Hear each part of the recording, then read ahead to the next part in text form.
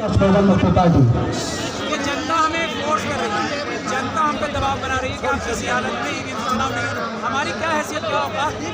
देश की जनता सबकी मालिक है, प्रधानमंत्री की मालिक है, चीफ जस्टिस ऑफ इंडिया की मालिक है। वामन मेश्राम साहब आगे बढ़ो। अरे देश का नेता कैसा हो, और देश का नेता कैसा हो।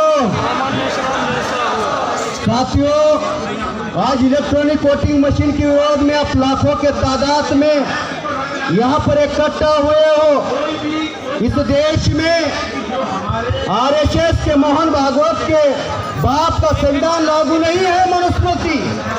इस देश में हमारे बाप ने जो डॉक्टर बाबा साहब अम्बेडकर ने संविधान दिया है वो संविधान लागू है। 144 लागू किया दिल्ली पुलिस ने, और अंग्रेजों का ये एक्ट है जो इंडियन पिनल कोड है, संविधान के 19 आर्टिकल ने उसको नलवाइड किया है। संविधान का 19 आर्टिकल चलेगा, अंग्रेजों का कानून नहीं चलेगा। अरे ब्राह्मणों का कानून हम चलने नहीं दे रहे हैं, क्या अंग्रेजों का कानून चलने देंगे? डॉक्टर बाबा साहब अम्बेडकर ने संविधान में 326 आर्टिकल के तहत जनता को one man one vote one value दिया है, लेकिन आज इलेक्ट्रॉनिक वोटिंग मशीन के माध्यम से जनता का वोट उसके लोकसभा से, उसके विधानसभा से, उसके बूथ से जुड़ा किया जा रहा है। साथियों, अगर किसी नागरिक का वोट उसके बूथ से, उसके लोकसभा से, विधानसभा से अगर जीरो होता है तो उसकी वैल्यू जीरो है। आज वामन मेश्राम साहब को आरएसएस रोकना क्यों चाहती है? आरएसएस का 7 दिन का कैडर कैंप हुआ और उस कैडर कैंप में एक ही बात चर्चा में आई, वामन मेश्राम और वामसेप को कैसे रोका जाए। वामन मेश्राम और वामसेप को कैसे रोका जाए? वामन मेश्राम साहब आज के तारीख में संगठन नहीं चला रहे हैं बल्कि आंदोलन चला रहे हैं।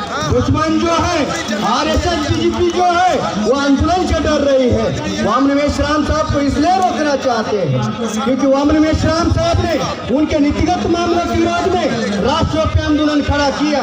उन्होंने 13 पॉइंट पोस्टर लाया था, मेश्राम साहब ने भारत बंद किया, उनको कानून पीछे लेना पड़ा। उन्होंने एनआरसी सीए लाया था, मेश्राम साहब ने भारत बंद किया, उनको कानून पीछे लेना पड़ा। वामन मेश्राम साहब को रोहतक में रोका, आरएसएस के लोगों ने फरसा निकाला।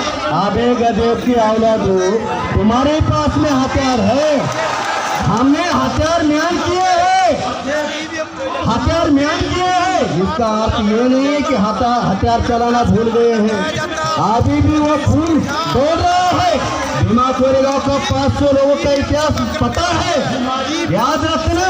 मेश्राम साहब के बाल को भी अगर धक्का लगता है उसको तो नहीं छोड़ेंगे, लेकिन उसके जाति को भी नहीं छोड़ेंगे। वामन मेश्राम साहब को रोकने का प्रयास किया। वामन मेश्राम साहब ने आरएसएस के हेडक्वार्टर को घेरा, आरएसएस के लोग ताला लगाकर हेडक्वार्टर से भाग गए। साथियों, आज संविधान बचाना है, लोकतंत्र बचाना है, इस देश को बचाना है।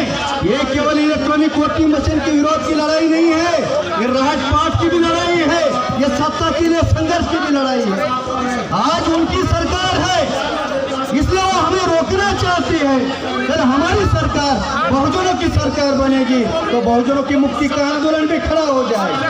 इसलिए साथियों, इलेक्ट्रॉनिक वोटिंग मशीन के विरोध की जो लड़ाई है ये राजपाट की भी लड़ाई है, हमें वो रोकना चाहते हैं। बाबा साहब अम्बेडकर ने कहा था जो अपने घरों की दीवारों पे लिखो, इस देश का हुक्मरान बनना है, शासक बनना है, लेकिन शासक बनने के लिए इलेक्ट्रॉनिक वोटिंग मशीन अवरोध है।